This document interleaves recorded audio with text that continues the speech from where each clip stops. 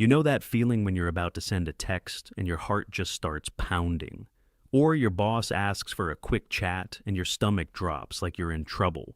Nothing bad has actually happened yet, but your body is already reacting like it's an emergency. That is not you being dramatic. That is not a personality flaw. That is your brain running a program written a very long time ago. Think of your brain like a computer. When you are born, it comes with a basic operating system. It knows how to breathe and cry and eat. But all the important software gets installed in the first few years of your life. And here is the critical part. The part of your brain that writes that software is not the logical thinking part. It is the feeling, reacting part. The part that just wants to keep you safe. So every time something emotional happened to you as a little kid, your brain made a note. It said, okay, this feeling is linked to this situation. Let's remember that. The problem is, a little kid's brain does not have context. It cannot think, well, my dad is yelling because he had a bad day at work. It just thinks, loud voice equals danger, freeze. Or, being left alone at bedtime equals abandonment, panic. These are not memories you can picture. They are memories you feel in your body. Fast forward 20 or 30 years. You are an adult with a fully developed thinking brain. You can do taxes and have complex conversations. But that old feeling software is still running in the background, and it is fast. It sees a pattern that looks even a little bit familiar, and it hits the alarm button before your thinking brain can even check the facts. That is why you feel sick before a presentation, even though you know your job is safe. Your brain is matching the feeling of being watched and judged to a program from the second grade when you forgot your lines in the school play. It is pulling up the old file that says, public speaking equals social threat, and it floods your body with chemicals to deal with that threat. Your thinking brain is saying it's just a meeting, but your feeling brain has already launched the emergency protocol. We call this getting triggered, but that makes it sound like a rare, dramatic event. It is not. It is happening all the time. It is the reason you procrastinate on a project you actually want to do. Some old program associate starting hard things with failure or criticism. So your brain tries to protect you by making you avoid it. It is the reason you get defensive in a conversation where no one is attacking you. An old program hears a certain tone and files it under conflict. So you put up the walls. Your brain is not broken. It is loyal. It is doing exactly what you trained it to do when you were 4 years old. It is defending the rules it learned to keep you alive. The real shock is not that this happens. The real shock is that we think we are reacting to the present. We think our anxiety is about the email. We think our anger is about the dirty dishes. But so often we are not. We are time travelers. Our body is here, but our nervous system is reacting to a ghost, a memory without a story, a feeling without a date. And every single time we follow that old program, we teach our brain that it was right. We reinforce the wiring. We make the pathway a little stronger, a little faster for next time. That is why change feels so impossible. You are not fighting a bad habit. You are fighting a survival instinct that your brain has been practicing for decades. You are up against the most dedicated, overprotective bodyguard in the world. And it has one job. Never delete the original instructions. So you have this old software running, the loyal bodyguard. And you might be thinking, okay, but why does it feel so permanent? Why can't I just tell my brain to stop? That is the whole thing. You can tell it, but it does not listen. Because the connection between the order and the reaction is not a thought. It is a physical road in your brain. Let's break down how that road gets paved. First, the alarm system. Deep in the center of your brain is a tiny structure shaped like an almond. Its only job is to scan for danger. Let's call it the alarm bell. It is incredibly fast. It can ring the alarm in a fraction of a second. The moment it rings, your body gets flooded with stress chemicals. Your heart races. Your muscles tense. This is the feeling of panic before you even know why. Now, the thinking cap. Right behind your forehead is a completely different area. This is your planner, your problem solver, the part that can calm you down and say it is just an email. But it is slow. It takes several seconds to boot up. By the time your planner is online, the alarm bell has already taken over the whole system.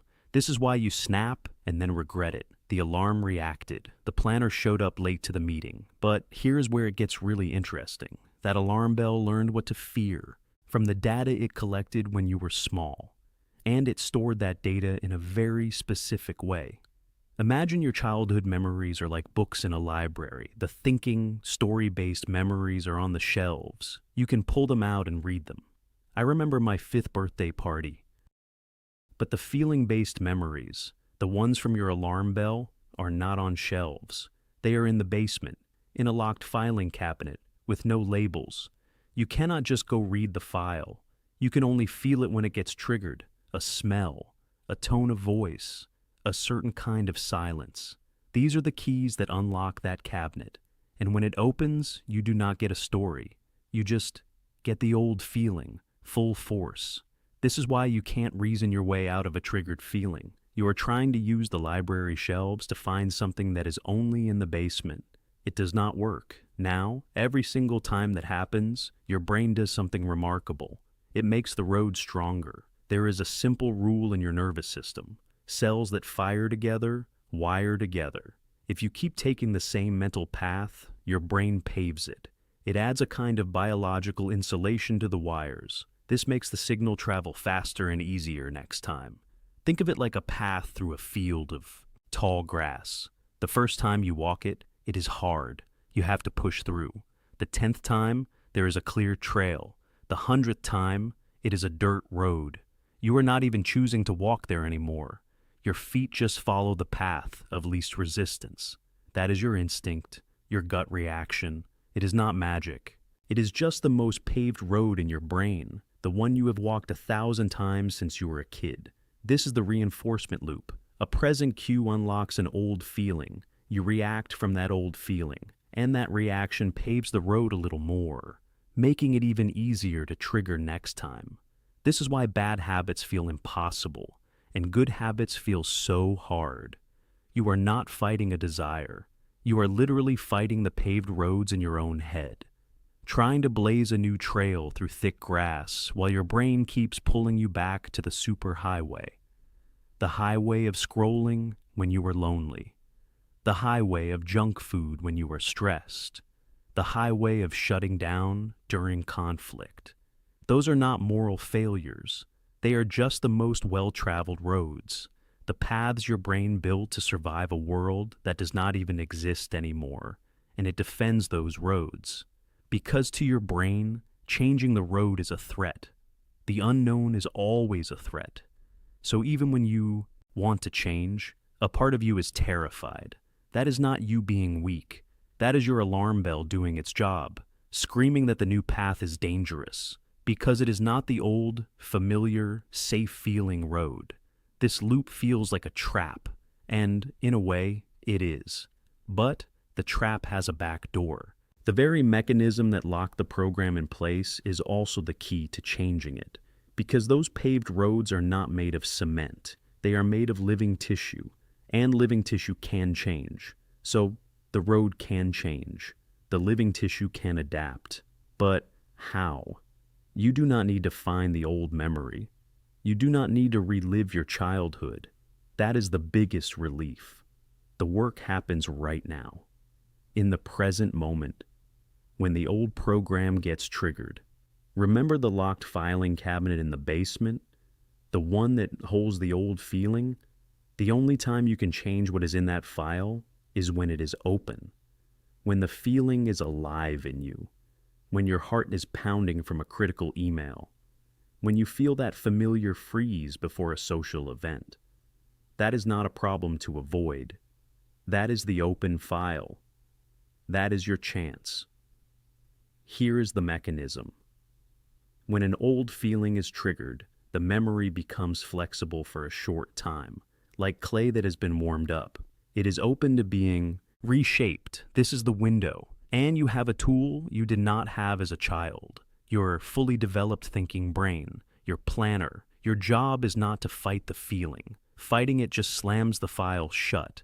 Your job is to witness it, to bring the planner online while the alarm bell is still ringing. This is the hardest part. It feels like standing in a storm and trying to be calm. But you are not trying to stop the storm. You are just building a small shelter inside it. You notice the feeling. You name it. This is the old panic. This is the abandonment file. This is the not good enough program.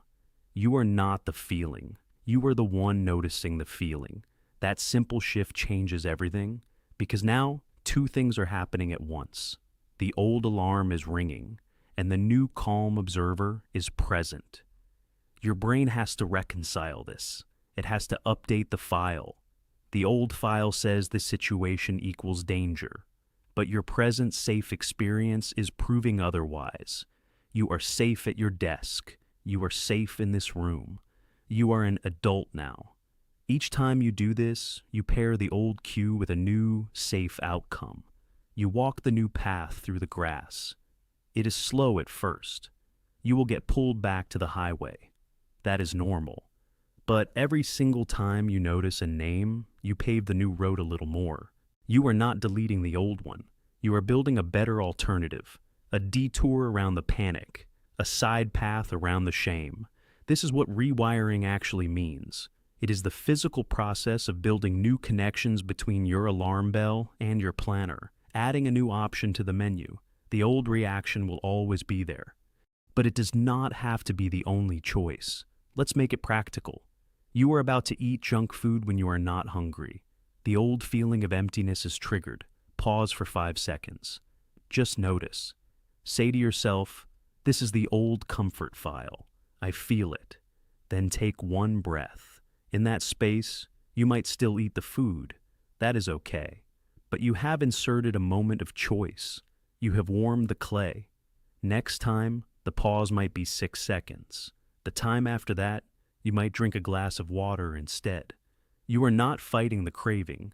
You are changing what happens after the craving fires. You are recalibrating the loop. This is not about willpower. It is about recognition. Seeing the old program as it runs, and quietly running a new one alongside it. The goal is not to never feel triggered again. That is impossible.